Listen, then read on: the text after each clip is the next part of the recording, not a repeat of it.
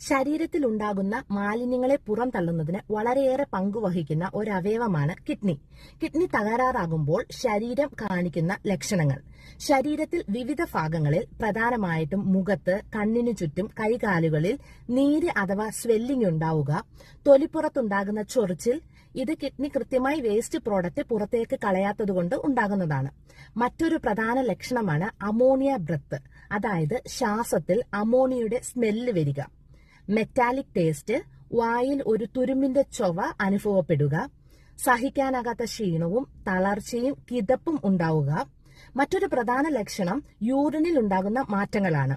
യൂറിനിൽ പതയുണ്ടാവുക, കളറിൽ വ്യത്യാസം വരിക, അതായത് ഇരുണ്ട കളർ യൂറിൻ, അതുപോലെ യൂറിനിൽ രക്തം കാണുക എന്നിവയാണ്.